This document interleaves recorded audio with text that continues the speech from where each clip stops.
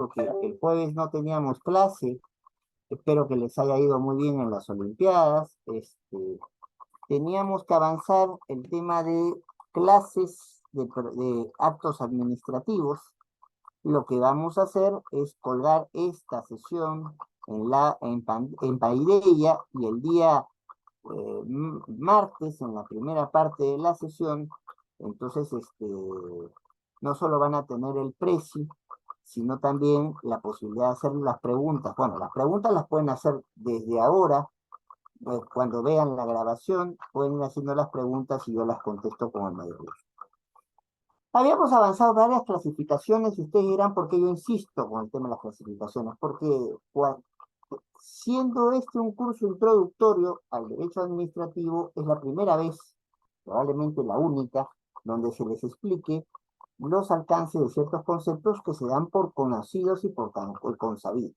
Entonces, es bueno aquí tomarnos un tiempo. No es algo que tengan ustedes que aprenderse de memoria, más en mis cursos yo nunca hago un examen de memoria, o lo hacen ustedes en la casa de evaluación, o sacan sus materiales para hacer la evaluación, o exponen con sus materiales para hacer la evaluación. Entonces, con lo cual, el abono tiene que ser un codiguero que se aprenda todo de memoria. Pasamos entonces a avanzar en lo que estábamos.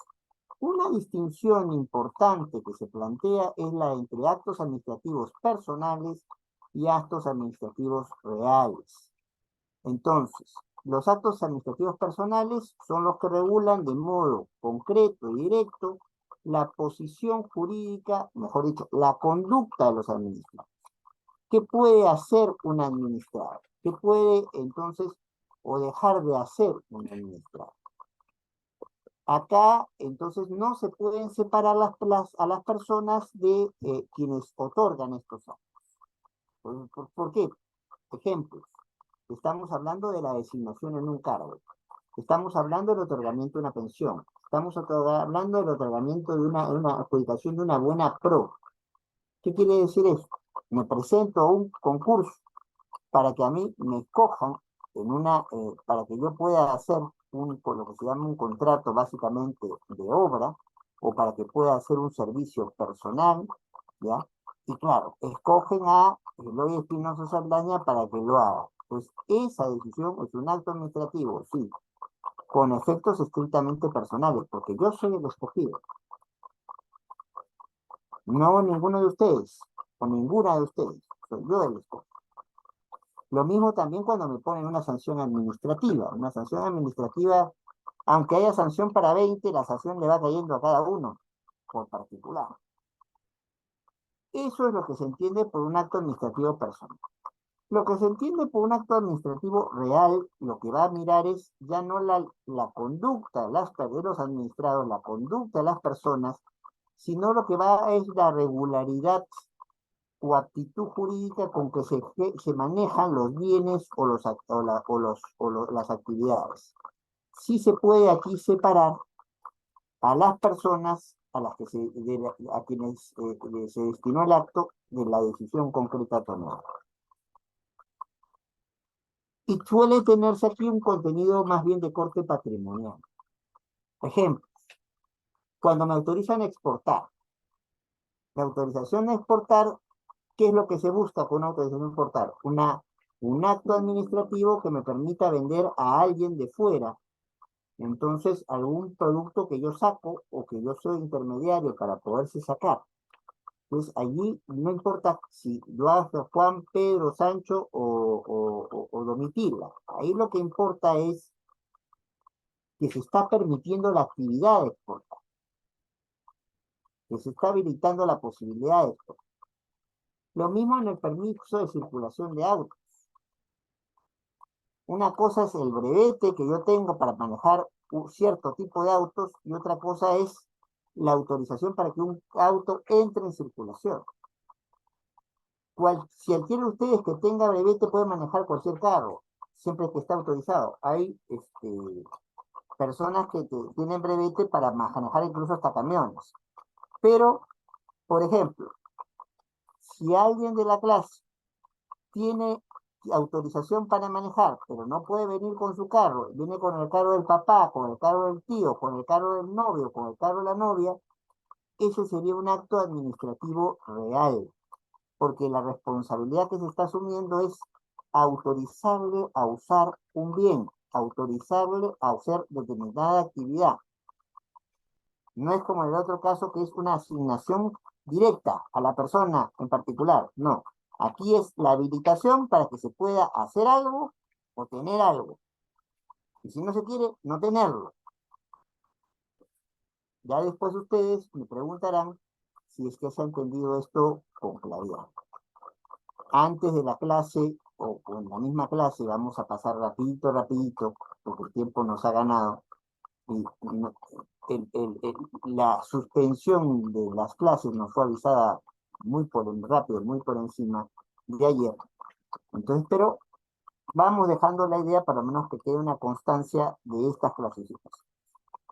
Después hay otra clasificación en función a cómo se exterioriza la declaración dada por la administración o por los particulares que ejercen función administrativa porque se les ha encargado esa función telefónica, pues, ¿no?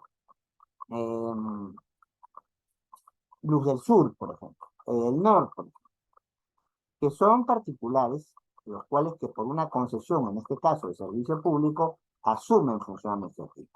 Pero puede ser otro tipo de particulares. Un notario, al dar fe de documentos públicos, acreditar que son documentos públicos, también desempeña función administrativa.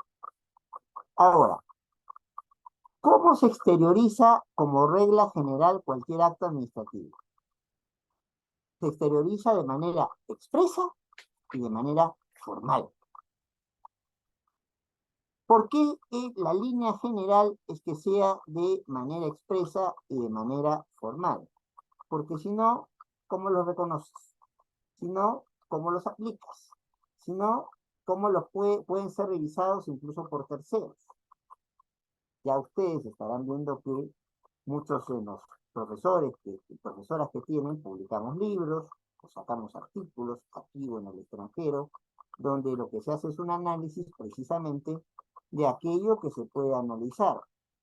Que se puede analizar con facilidad o con más facilidad, son actuaciones administrativas que están puestas por escrito y donde se dice con claridad qué es lo que se quiere hacer o no hacer.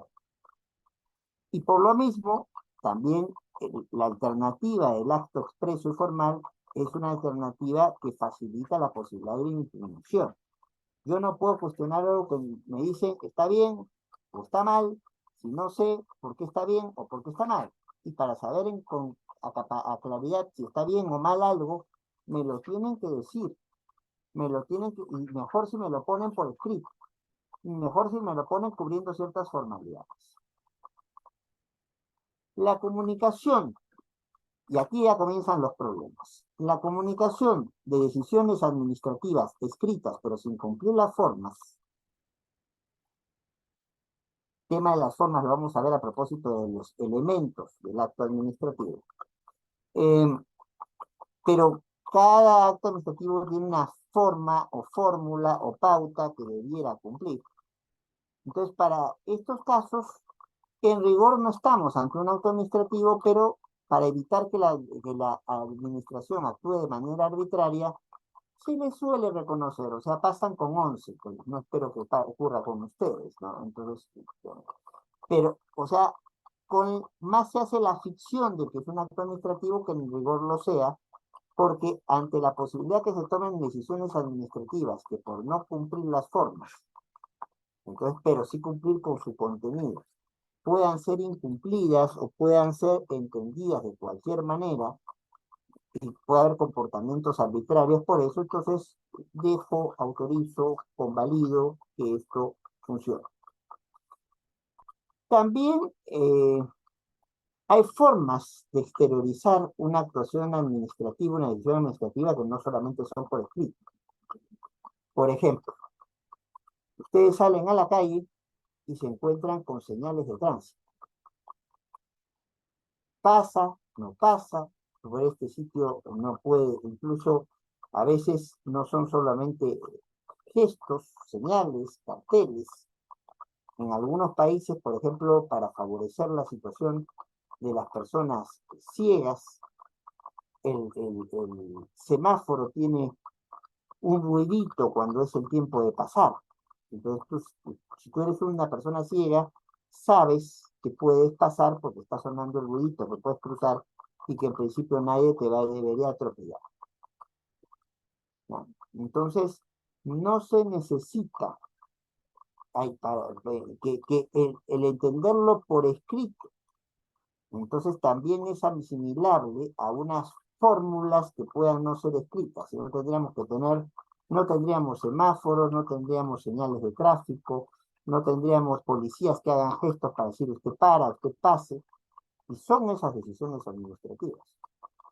No son normas porque se agotan en sí mismos, o sea, no sale el policía que hace la seña para decir usted pasa en la avenida Benavides, pero usted no pasa por la República de Panamá, entonces hace así y hace así para pararlo al otro lado, hace así para que se vaya a este lado y para a este otro lado, entonces se agota en sí mismo. Por eso no es una norma, es un acto administrativo. ¿Es una declaración? Sí. ¿Es una declaración unilateral de alguien que pertenece a la administración? Sí. Ahora, tiene que estar por escrito por su propia naturaleza, no necesariamente, y eso no le quita la obligatoriedad de un acto administrativo común y correcto. Los actos administrativos que son, hay también, aunque muy pocos, los que se consideran actos administrativos expresos tácitamente. A veces, por ejemplo, si yo autorizo la construcción de un edificio con más de 4 pisos, estoy autorizando también la construcción de un ascensor. ¿Por qué? Porque en el Perú hay una ley de edificaciones que señala que cualquier edificio con más de 4 pisos tiene, no es que se quiera, tiene que tener un ascensor. Entonces, me dieron la autorización para hacer el edificio de 7 pisos. Con eso, de manera tácita, me están autorizando a tener también la autorización para poder construir un ascensor. Para eso, como hay personas, como en mi caso, que estoy en silla de ruedas, entonces hay autorización también para construir una rampa. Y en algunos edificios no hay rampas, hay como una suerte de montacargas donde te suben. Entonces, no se necesita a veces, como se diría en otras áreas del derecho, lo accesorio sigue el destino de lo principal. Si me han autorizado un edificio de 7 pisos, la administración ha autorizado eso, tácitamente me está autorizando tener ascensor, tácitamente me está autorizando tener rampa, tácitamente me está autorizando tener escaleras, aunque no lo diga en el papel, pero se desprende. O sea, ¿qué edificio de más de 7 pisos, de 5 pisos, de 4 pisos o más, no tiene ascensor, no tiene rampas, no tiene escaleras? Tienen que tenerlo. Entonces, si yo estoy autorizando la construcción del edificio, de suyo, esto cae. Cuando finalmente se habla de actos administrativos implícitos, porque todos los otros son expresos, bueno, entonces, porque obviamente se dan claramente o se deducen claramente de lo que se da, pero cuando pasamos a hablar de los actos administrativos implícitos, son solamente excepcionalmente aceptados. Aquí no se siguen ni formas ni procedimientos previos, pero la ley admite la posibilidad de su interposición, de su dación. Entonces, veamos, por si no, el numeral 2 del artículo 123 del texto único ordenado de la Ley de Procedimiento Administrativo General. Ahí se habla de la petición gracial. ¿Esto qué es? Yo como autoridad tengo una cierta discrecionalidad en algunos temas. Puedo o no puedo dártelos dentro de un margen de acción. Entonces, sí, en ciertos temas, la autoridad, aunque tú no lo pidas de manera formal, te quiere dar algunas coberturas y toma la decisión de darte esas coberturas, estamos ante un acto administrativo implícito. Por ejemplo, estamos ante una necesidad, una presión de orfandad. Una persona que está tirada en la calle, tiene mucha edad, no puede sostenerse por sí solo. Entonces, ¿qué es lo que puede hacerse? Alguien, ni siquiera él, puede pedir por él o por ella a que le atiendan y lo pongan en una casa de reposo, donde se le da de comer, donde se le cura sus heridas, si es que es una persona muy mayor, ya no esté posibilidad de hacer algún tipo de trabajo. ¿Puede hacer eso la administración? Sí. Aunque se lo presenten en un papelito chusco, se lo digan verbalmente, sí.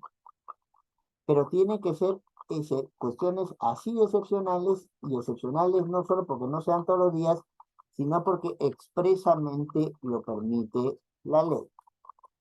En este caso, estoy hablando del ejemplo del artículo 123, numeral 2, del TUO, del texto único ordenado de la LEPAJ. Ahora, pasando ya a otra clasificación, que esta quisiera le tomara en especial atención. Entonces, el criterio de impugnabilidad de un acto administrativo, la capacidad de ser cuestionable un acto administrativo. Y ahí se hablan de tres tipos de actos administrativos, que en realidad son más, pero hay que entenderlo de esta pauta. Primero, hay los actos que son impugnables, ¿ya? Hay los actos que sí son consentidos, y hay los actos que son firmes. Comencemos con esto último. Entonces, el acto que queda firme es aquel que queda firme por tres situaciones. La primera es porque ya no puede ser impugnable en sede judicial. Entonces no agoté la vía administrativa, hay todos los recursos que plantearon, entonces el acto ya no puede ser reclamado ante un juez porque tenía dos instancias en principio en la administración para reclamar y no las utilicé. Por ejemplo, en algunos temas entonces ustedes reclaman en una universidad pública, para hacer el ejemplo más sencillo que en una universidad privada, reclaman de una decisión tomada por el Consejo de Facultad. El Consejo de Facultad les resuelve en contra. Pero ustedes, en vez de ir al Consejo Universitario, se quedan allí. Si no han agotado la vía administrativa de la universidad pública, no van a poder, salvo excepciones puestas en la ley del contencioso, o si se trata de derechos, excepciones puestas en el Código Procesal Constitucional a propósito del amparo, no hay más que reclamar. O por lo menos no tengo mecanismo con el cual reclamar. Perdí la oportunidad de tener ese mecanismo y esa decisión toma carácter de firme, lo que quiere decir que esa decisión se convierte en permanente.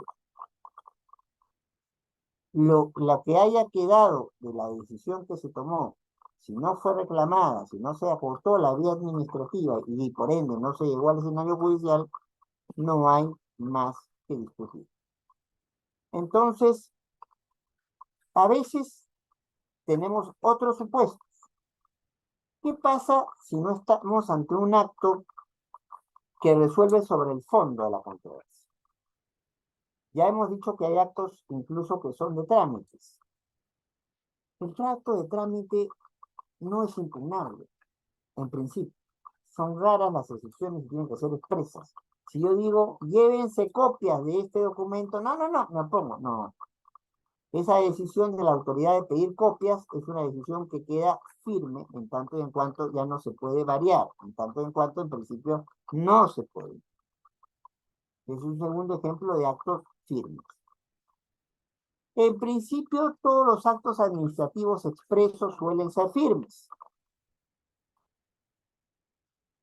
¿Por qué? Por lo que hemos dicho hace un rato. El acto expreso permite, entre otras cosas, ¿no?, la capacidad de impugnar. Porque yo obviamente al saber qué es lo que se ha resuelto, qué es lo que se ha dicho, por qué se ha resuelto y se ha dicho lo que se ha planteado, entonces puedo impugnar. En cambio, si me lo dijeron me lo plantearon de oídas, o se dio un acto implícito, pero no expreso, ¿en base a qué es que sostengo mi impugnación? Difícil, ¿no? A veces se confunde acto administrativo firme con acto administrativo definitivo. En principio, los actos administrativos y los actos firmes y los definitivos tienen muchos puntos de coincidencia. ¿Por qué? Porque el acto definitivo es que él decide una cuestión de fondo, o sea, sobre el contenido del objeto del proceso, y ya, entonces, pero, ¿qué pasa si esa decisión no se cuestiona en sede judicial? Entonces, ahí sí el acto definitivo, el acto que acaba con la discusión administrativa, se convierte en firme porque no lo he cuestionado, no lo impugno. Hay gente que plantea un problema ante una alcaldía, hay gente que presenta un problema ante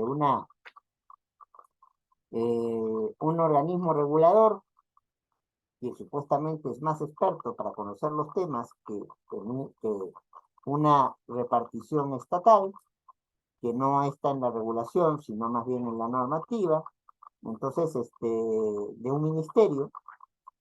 Y bueno, pues prefiero o que considero que los jueces, este es un contencioso que tiene que ver, que estoy planteando una disputa que tiene que ver sobre derecho aeronáutico. ¿Cuántos juezas en el Perú y en cualquier país del mundo hay que sepan derecho aeronáutico? Entonces, prefiero quedarme con la opinión del experto, quedarme el experto administrativo o la experta administrativa y ya me quedo en sede judicial. Entonces, solo en esos supuestos es que el acto definitivo se convierte en firme.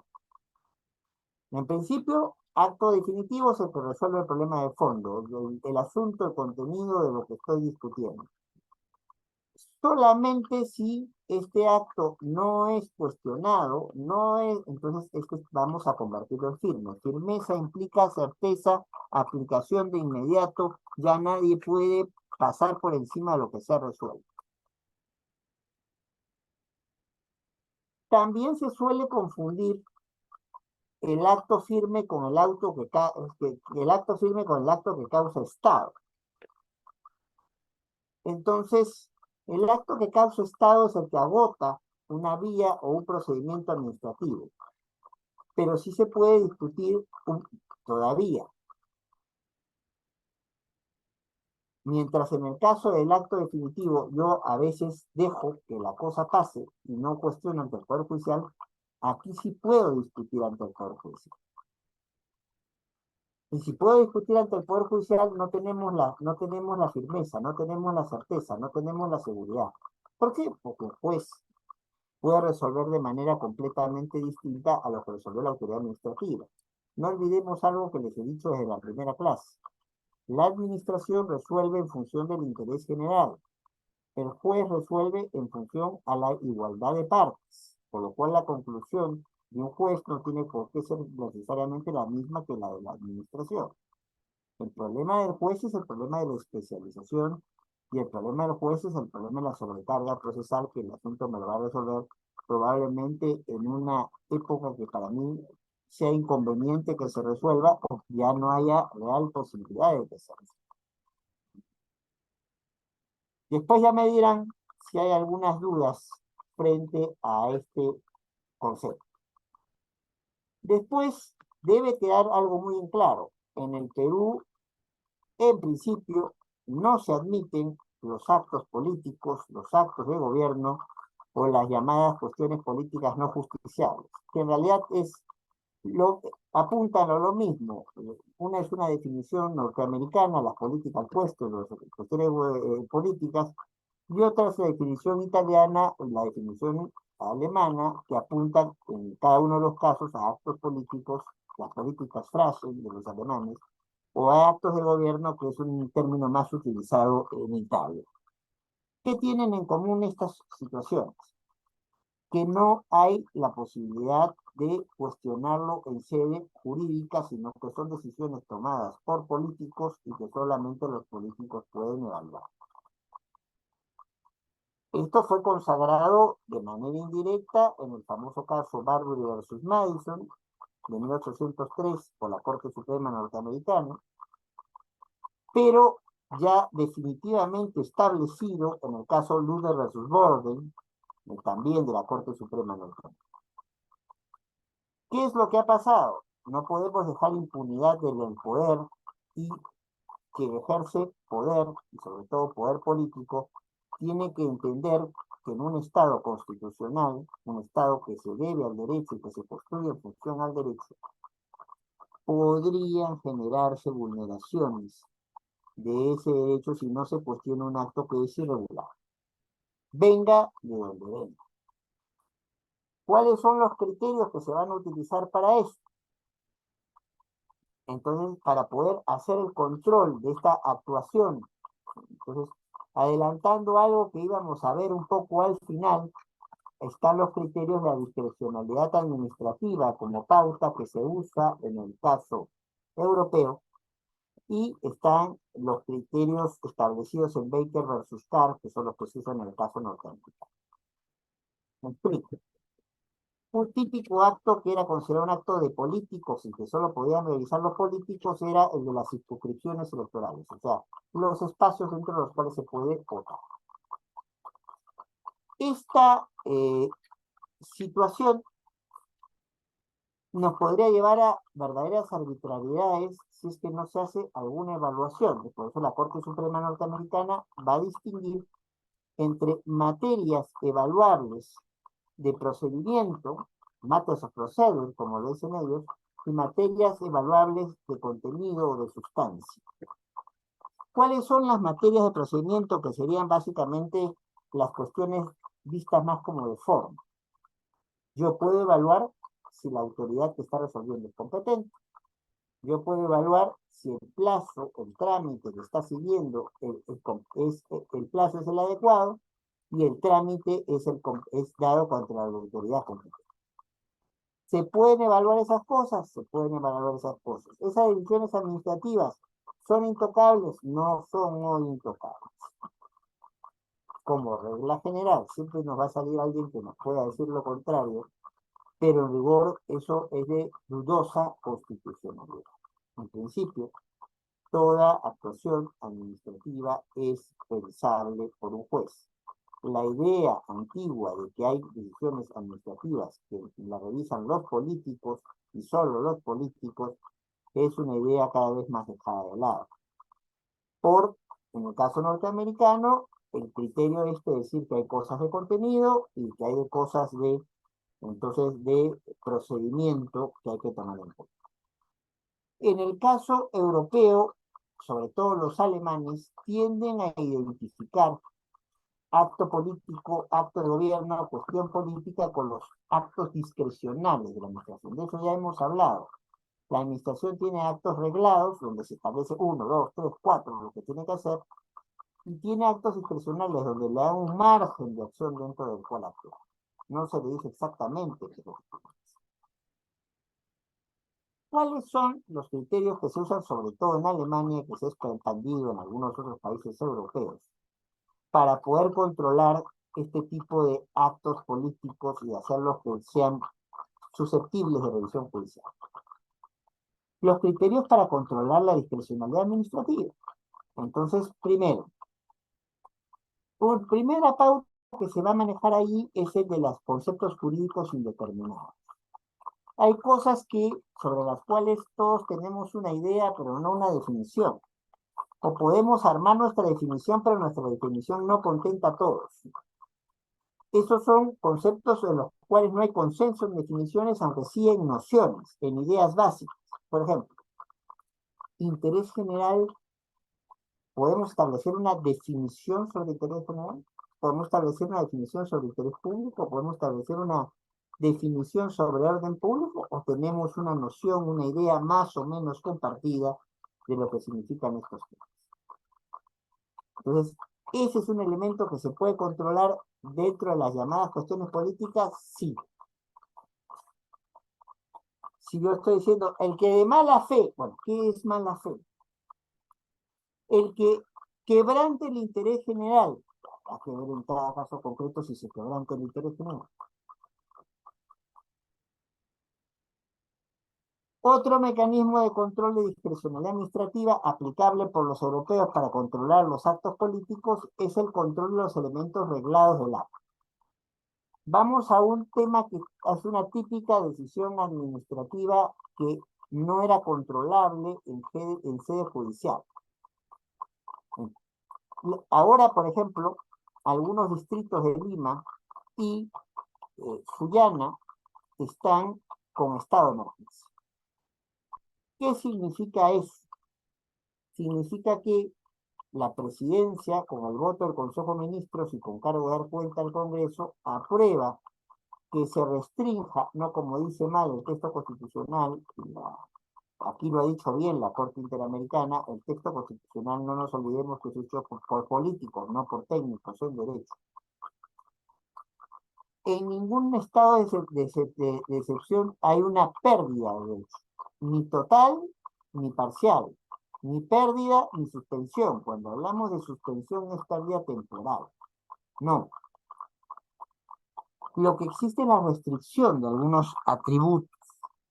El típico ejemplo de un estado de emergencia, que es lo que hemos vivido en el Perú, no es que tú no puedas salir a la calle, puedes salir a la calle, y puedes salir incluso cuando hay toque de queda, pero tendrás que salir con tu banderita blanca y después mostrar tus documentos para ver si estás saliendo con alguna urgencia que es indisponible. Supongamos que alguno de ustedes viene de fuera de Lima, vive solo y se pone mal y quiere irse pues a la posta más cercana a su casa porque está quebrándose. ¿Le vamos a impedir salir porque se trata de un estado de emergencia? No, porque la persona no pierde el derecho a la libertad personal, se le ve restringido. Ahora, si sale con la banderita blanca, pero porque se quiere ir a tomar unos tragos con el amigo, eso no se lo van a permitir. No, hay que tener claro que cuando hablamos de conceptos jurídicos indeterminados, si bien no estamos hablando de definiciones, estamos hablando de nociones. O sea, hay una idea de lo que involucra. No puedo meter todo en esa situación. No todo es de interés general. No todo es de orden público. No todo es de interés público. Otro elemento que se usa para el control aquí es, entonces, hay algunos aspectos en estas decisiones discrecionales que van a tener que ser reglados o que van a tener que darse una pauta. Volvamos al ejemplo de Hacienda. Se está dando un estado de excepción llamado estado de emergencia en el Perú, en varios distritos de Lima y en Sullana. Eso se aprueba solo, viene del aire, no hay ningún procedimiento para establecer cómo va. No es así, pues. Hay un procedimiento. El presidente presenta la iniciativa ante su Consejo de Ministros. Su Consejo de Ministros aprueba la iniciativa y ahí comienza a regir el estado de emergencia. Por un plazo determinado, que en principio no debería ser prorrogable, pero para el estado de sitio en el Perú se permite una prórroga indefinida, y que solamente restringe, no quita, restringe 4 derechos. Les invito aquí a que revisen el artículo 137 de la Constitución. Entonces, eso me sirve para controlar. A ver, ¿presentó el presidente de la República la propuesta de estado de excepción o no? ¿Tuvo el voto aprobatorio de sus ministros o no? ¿El Congreso cuando le mandaron el paquete se opuso o no? Porque si ha tenido todo favorable, nadie se ha puesto, obviamente, ese acto administrativo surge efectos. Y el último mecanismo de control tiene que ver con los hechos determinados o determinables, con los elementos centrales que sirven para resolver o entender el caso o el supuesto caso que se tiene en mano. Y yo lo que estoy discutiendo es que este terreno es público o es privado, y si es privado lo quiero expropiar para un uso general de la comunidad, entonces allí, ¿qué es lo que importa ver? ¿Tengo o no derecho a expropiar? ¿Y eso cómo se determina? En función a qué necesidades básicas estamos queriendo atender. Supongamos que ustedes tienen su casa justo donde termina la avenida Paseo de la República, que hace años, de años, se dice que se va a ampliar. Como pasó aquí nomás en la Católica, la universitaria llegaba hasta un poquito más allá de donde está ahora ese prepucio. Y de ahí no había católica, no había universitaria que llegara a la mar y menos a Plaza San Miguel. Estoy hablando desde hace 20 años, ¿ah? Ni siquiera le estoy hablando de la prehistoria o de la comienzo de la República. Hace 20 años la universitaria se quedaba más o menos por el Chepretú, por el camino Huari que tenemos ahí. Entonces, en ese tipo de situaciones, ¿qué es lo que se busca con la actuación administrativa? Que autorice la continuación de la universitaria, y si para eso tiene que quitarle el terreno a un particular, va a proceder la fórmula de la expropiación. Le quitan el terreno en particular porque hay un interés público y se les paga por lo que se les quita supuestamente el justiprecio. ¿Qué quiere decir esto? Se hace una tasación de cuánto vale el terreno o la casa o el edificio que se quiere jalar para nuevas alternativas, y en función de eso se decide. Entonces, la posibilidad de los llamados actos políticos hoy se bate en completa retirada. Sí hay como controlarlos en la fórmula norteamericana, que es básicamente la que ha copiado la Corte Interamericana de Derechos Humanos sin citar a la Corte norteamericana, y es la que por más o menos inercia hemos seguido nosotros en varias revisiones judiciales de antiguas cuestiones políticas que no podían revisarlas. También se va a hablar, tiene que tenerse claro esto, que cuando se habla de acto impugnable, se habla de aquel acto que admite cuestionamientos, que admite recursos en su contra. Y que cuando se habla de acto consentido, es aquello que se podría impugnar, pero que no se quiso impugnar para que, porque normalmente lo que ocurre en estos casos es que dejamos pasar el plazo. O sea, me resuelven en contra. Me dicen, usted ya no puede seguir vendiendo dentro de la Universidad Nacional Mayor de San Marcos. Y yo, como estoy muy ocupado, y en el fondo no estoy muy atado a todo ese negocio, digo, ay, dudo, lo resuelvo en un día, lo resuelvo en dos, lo resuelvo en un mes, no lo resuelvo. Frente a esas situaciones de duda, entonces, ¿qué puede pasar? Que se nos pagan los plazos. Y no puedo, pues, impugnar de aquí a 25 años una decisión administrativa tomada en el camino, porque todo el mundo asume que esa decisión es válida. Entonces, yo lo que he dejado es consentir la decisión administrativa. Entonces ya nos queda claro cuál es un acto firme, cuál es un acto impugnable, cuál es un acto definitivo, cuándo es un acto consentido, y también nos queda claro que en rigor no debieran haber actos de gobierno, actos políticos, y si los siguen considerando como actos políticos porque son tomados por los políticos, si violan derechos fundamentales, debería recurrirse a la sede del amparo, y si viola derechos que no son fundamentales, pero que son de todas maneras importantes para el administrado que va al espacio de la administración, pues también tendría que admitirse la posibilidad del cuestionamiento.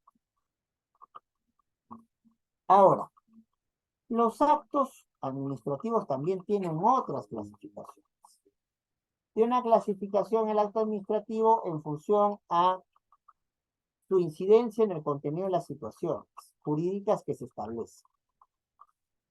Hay actos administrativos que van a crear, modificar o extinguir situaciones y relaciones jurídicas. Van a cambiar lo anterior, ya sea porque ponen algo nuevo o porque quitan lo que hay.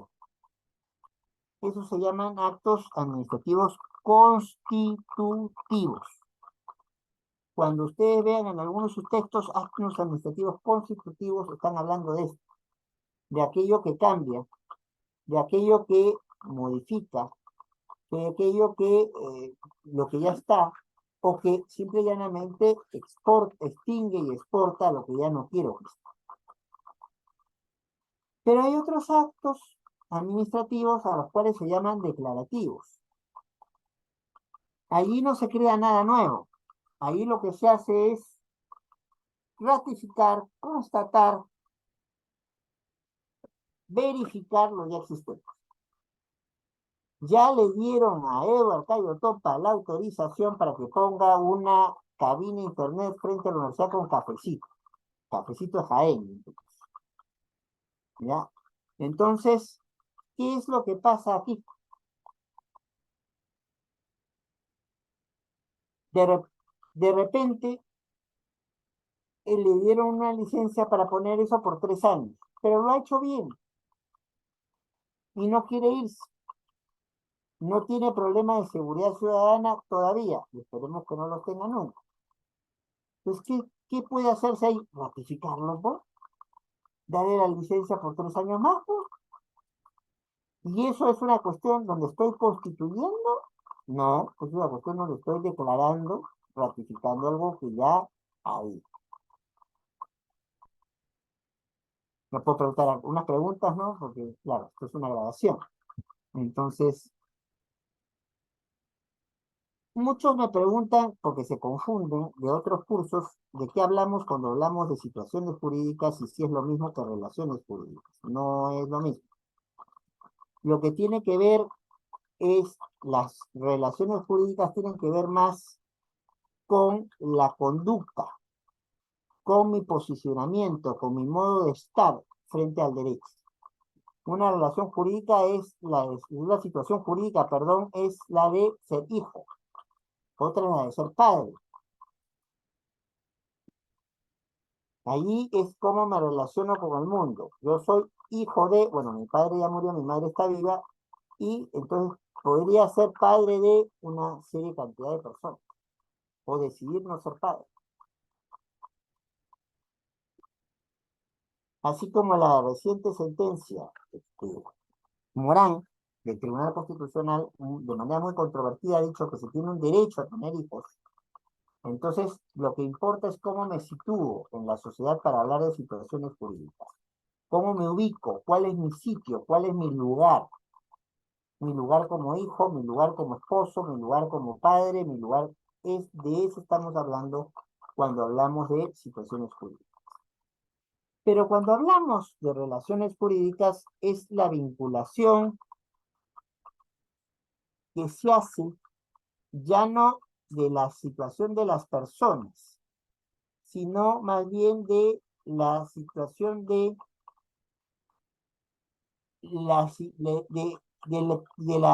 contexto determinado. Me explico. Una relación jurídica es parentesco. Ahí no importa si yo soy hijo, o soy padre, o soy sobrino de alguno de ustedes. Lo que importa es que soy familiar. Y eso me va a crear ciertas vinculaciones. Situaciones jurídicas tiene que ver con el modo de estar, con el modo de ser, con el modo de actuar. Relaciones jurídicas tienen que ver con situaciones previamente establecidas que obligan a esa vinculación. Ser familiar de alguien me obliga a ciertos puntos.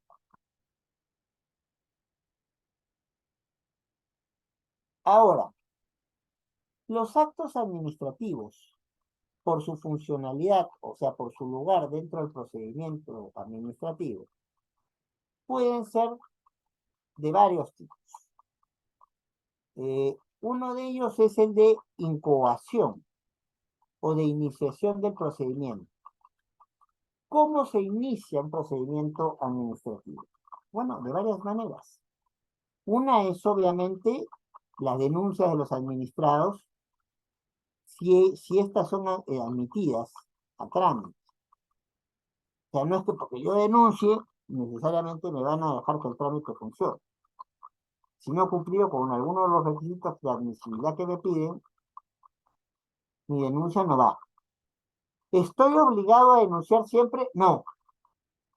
Debiera, pero no es obligatorio.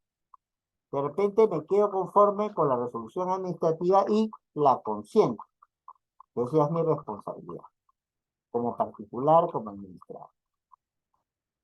Luego vamos a tener que los llamados actos iniciados de oficio, básicamente que se plasman si es un órgano colegiado en un acuerdo y si es un órgano individual en una resolución.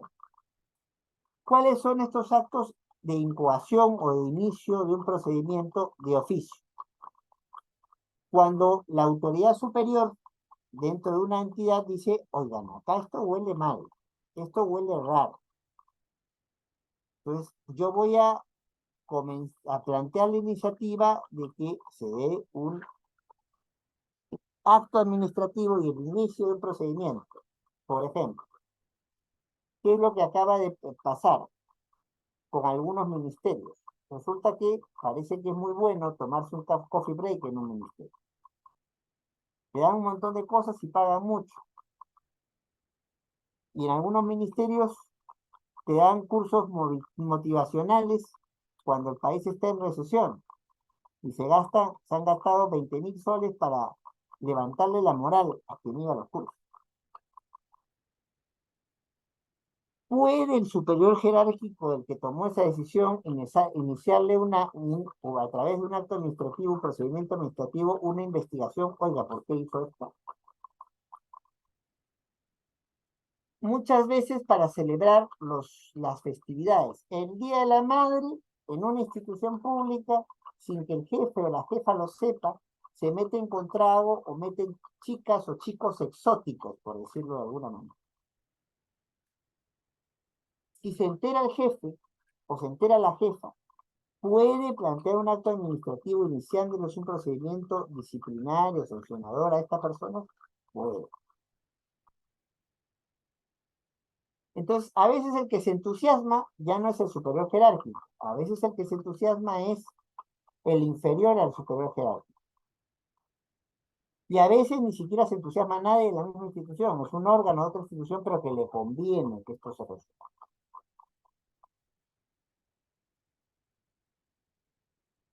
Con estos elementos, entonces, van a saber los administrados a qué van a atenerse. En estos casos, para evitar un abuso de la administración tendrá además que explicar cuál es el origen, cuál es el motivo, cuál es el objetivo, cuál es la base legal o los antecedentes de dicho tipo de actos administrativos.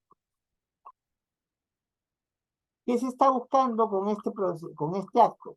Iniciar un procedimiento, pero tanto a nivel de lo que son materias como tiempos. O sea, yo no puedo presentar un reclamo 3 años cuando solo tenía un plazo para apelar de 1. Y lo que se va a buscar es atender, obviamente es en la línea del actual derecho administrativo, es la línea de la buena administración, que es la que satisface los requerimientos del ciudadano, se va a plantear allí, entonces, cuáles son los deberes y los derechos que tiene dicho ciudadano en un procedimiento administrativo, sobre todo si hay los compromisos de búsqueda que cumplen con los compromisos que están buscando los administrados. Pero un procedimiento no va a terminar solamente con su inicio, tiene también algunos actos más. Entonces va a tener básicamente 3 tipos de actos. 4, perdón. Actos de instrucción, actos de ordenación, actos de intimación y actos de exclusión, de ejecución. ¿Cuáles son los actos de instrucción? Aquellos que les van a permitir a la autoridad tener datos para confirmar lo que se quería acreditar en proceso, lo que se llama, en términos de principio de procedimiento administrativo, la verdad material. ¿Qué es cierto lo que se está diciendo o no es cierto lo que está diciendo? Entonces, para poderse armar criterios, la administración puede de oficio pedir una serie de documentos. Claro, si se los dan o no se los dan, es otra cosa.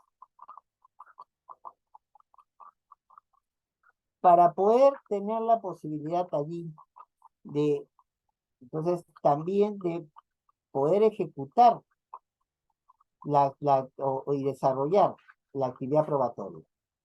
Como ustedes me he enterado que lamentablemente no están llevando procesal, voy a tener que hacer un ratito de profesor de procesal.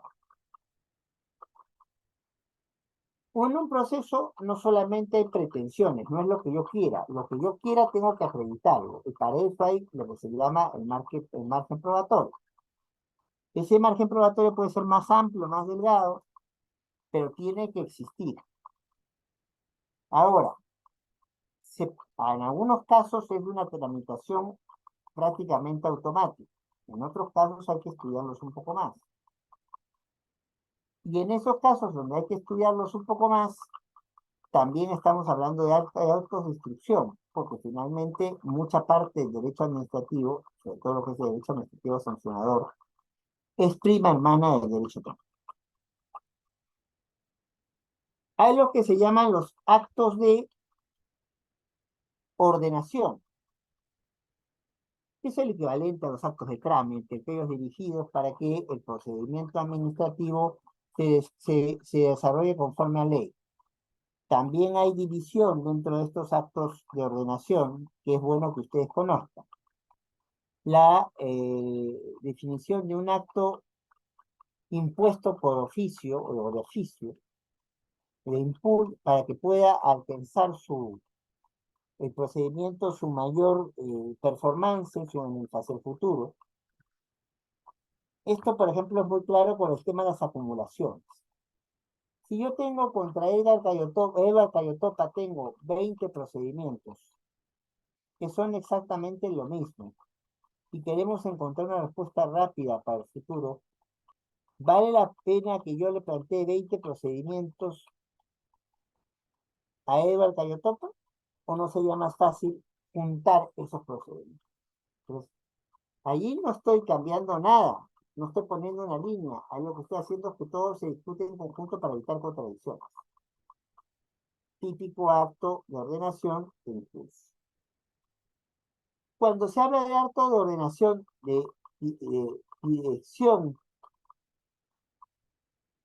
entonces estamos hablando que la administración puede mandar a hacer cosas a otras administraciones o a su vez a los mismos administrados.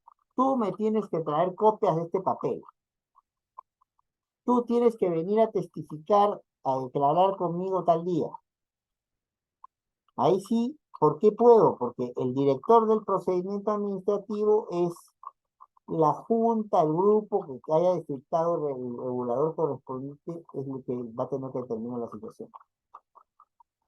Y después también hay los llamados actos de relación de constancia. Allí no se plantea nada nuevo.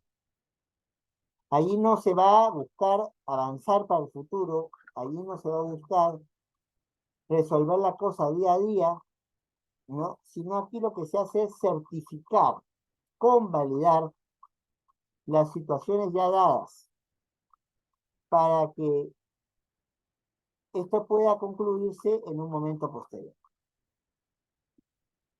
Esos son actos de constancia. Dejo constancia que estoy abandonando el barco en el cual vivo con mi pareja porque mi pareja se ha metido con el otro. Entonces yo lo que quiero es sacar al otro. Cuando el otro se vaya, pido mi reincorporación a esa cuenta. Hay también ya dejando los actos de incoación, dejando los actos de instrucción, dejando los actos de ordenación, dejando los actos entonces que hemos presentado antes, a los que se llaman actos de intimación.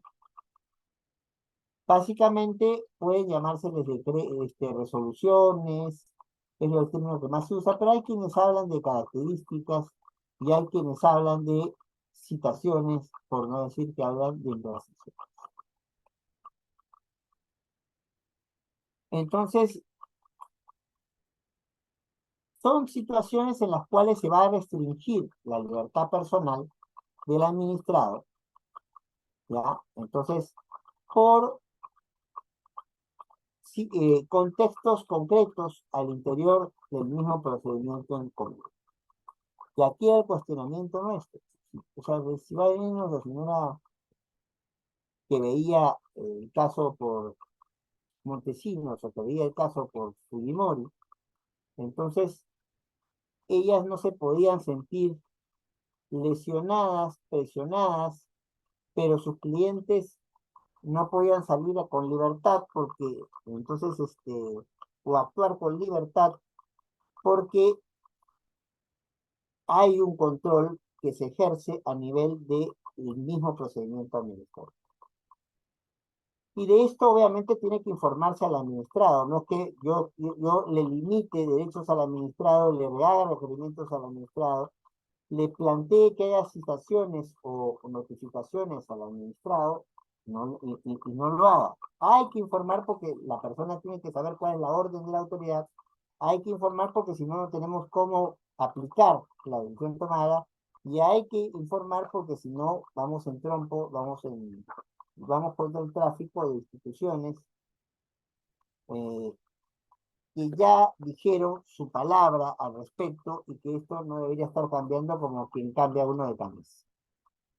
Entonces, hay quienes van a distinguir por eso entre la limitación orden, el requerimiento, y la limitación invitada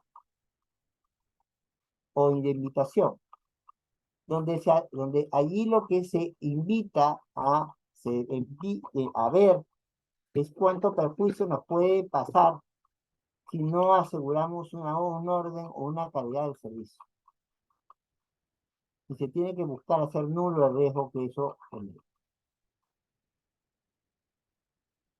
Hay los que se llaman actos resolutorios, que son, obviamente, las decisiones definitivas que atienden el fondo del asunto. A ellos normalmente se les llama resolución.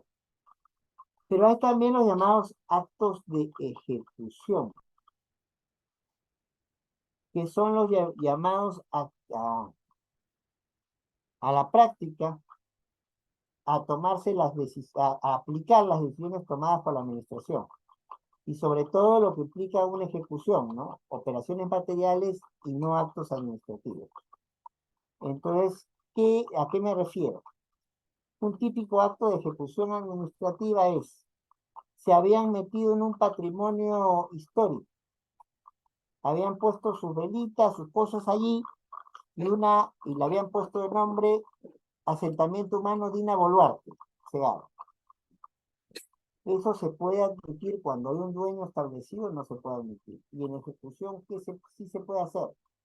Es que hay algún nivel de participación en lógica de colaboración de quienes han invadido frente a lo que acaba de suceder.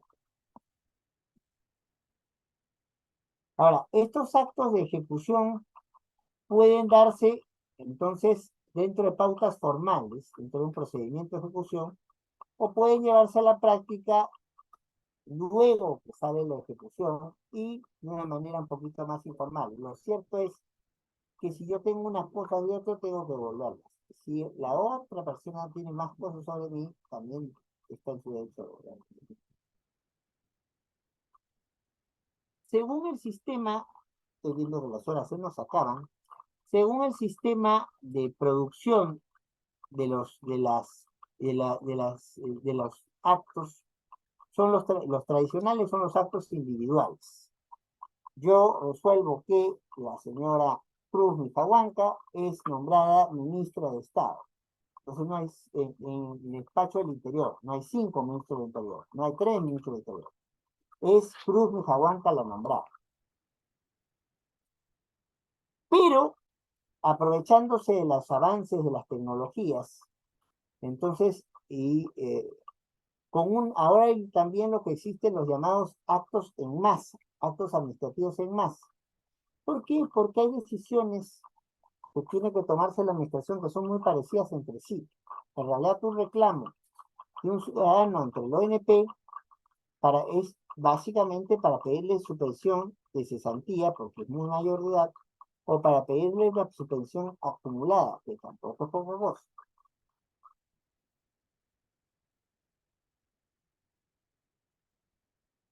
¿Qué se hace para facilitar el asunto? Para que no vengan 139 con el pedido o más. Entonces, lo que normalmente resuelve la administración, y también lo está siguiendo de alguna forma el Poder Judicial, es que pueden haber actos en masa. Son aplicables a cada persona en particular que está allí, pero es como un copy-paste. No tengo que redactar de nuevo la situación que ya está dada. Vamos entonces a, no sé si terminaremos con todas las clasificaciones. Estoy avanzando lo más rápido que puedo. También alguna de las clasificaciones tiene que ver con el órgano que emitió la decisión administrativa. Si la decisión administrativa fue hecha por un solo órgano, una sola persona, se habla de decisiones unipersonales. Pero si dentro de la institución hay un colegiado para ver las cosas y con mayor razón, fuera de la institución hay como ver las cosas, yo puedo decir, no, vi lo de Cruz y no vi lo que me mandó Edward. Se me burró lo que me mandó Edward. No, pues ahí hay que esas cosas hay que hacer algunos ajustes. Y por eso, el acto es unipersonal cuando lo toma una sola persona y es un producto de un acto colegiado cuando lo toma un grupo de gente. ¿Qué requisitos tienen que cumplir los actos unipersonales? Para ir adelantando algo que vamos a ver el martes. Requisito de competencia, requisito de objeto, requisito de finalidad pública, requisito de motivación, requisito de un procedimiento regular. Ahora, a los actos colegiados además se le va a pedir sesión, o sea, que se reúnan, quórum, que se reúnan con la cantidad de gente suficiente, y deliberación. Esto no es como las viejas políticas de algunos países que entonces no permiten el debate, no permiten la discusión. Acá sí, si me estoy juntando en un colectivo, lo lógico es que me estoy juntando no para tener a alguien con cara de póker o cara de piedra, sino para que opine sobre el proyecto que se me ha alcanzado. Ahora, si se trata de actos de acuerdo con el número de órganos intervinientes, ahí hay dos posibilidades. La posibilidad de los llamados actos simples y la posibilidad de, de las, comillas también, frecuencia integradora o actividad integradora. Entonces, el acto es simple si solo interviene una sola instancia, un órgano administrativo, sea un órgano unipersonal, un órgano colegiado. ¿Qué estoy diciendo con esto? Que podrían haber decisiones tomadas por un colegiado que puedan ser impugnadas, pues sí. Y es más, en el Perú, como vamos a ver después, prima la idea del silencio positivo si es que la administración no dijo lo que tenía que decir dentro de un tiempo y tampoco lo dijo el Poder Judicial.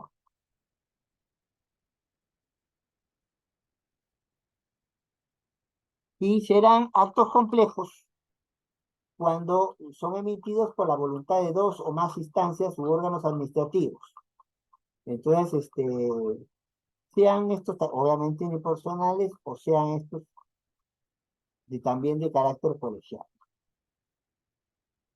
O sea, como vemos, la normativa peruana se pone en muchos supuestos y les digo en serio que varios de ellos absolutamente útiles para la cosa de todos los días. La configuración de los actos de los administrativos complejos no requiere que sea producto de una coincidencia a todos niveles. Lo que se busca es la declaración de la entidad con más jerarquía o la entidad que tenga constancia de ser ella que la resuelve. Hablando también de de actos, podemos hablar de actos originarios y de actos confirmatorios. Su nombre creo que indica mucho, ¿verdad? Cuando yo hablo de actos originarios, son los dictados por la autoridad competente, por quien tiene originariamente la posibilidad de revisar e incluso modificar las situaciones que entonces se han venido dando. Y esa modificación, esa dación del acto, ese dictado del acto, lo hace la autoridad competente. Cuando hablamos de actos confirmatorios, estamos hablando de algo que ya se dio en un auto anterior que se dio en el mismo procedimiento, en uno previo, pero que resuelve exactamente lo mismo. Entonces, suele usarse muchas veces cuando le quiero decir no a la administración, más que cuando le quiero decir sí. Ya hemos, para borrarse la argumentación, ya hemos dicho que en este tema, o ya he dicho yo que mi libro en este tema.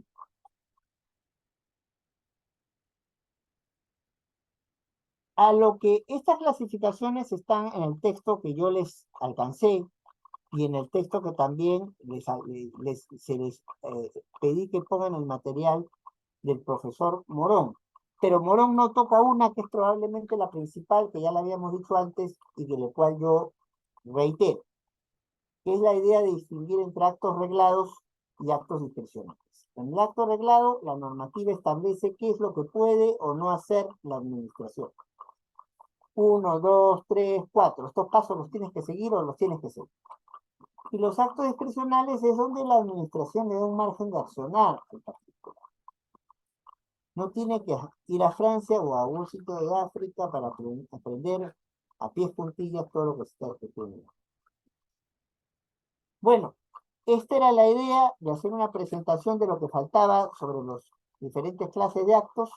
Esto va a ser colgado en el Paideia. Esto le voy a pedir a todos y todas que lo revisen. También en el fin de semana va a ser colgado el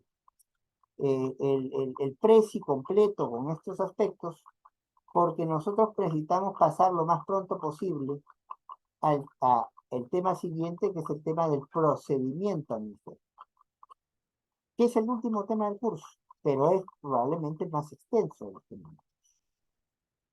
Bueno, para quien lo vean en las tardes, buenas tardes, para quien lo vean el día, buenos días, y cualquier consulta me la mandan al correo, y si no, nos estamos viendo en la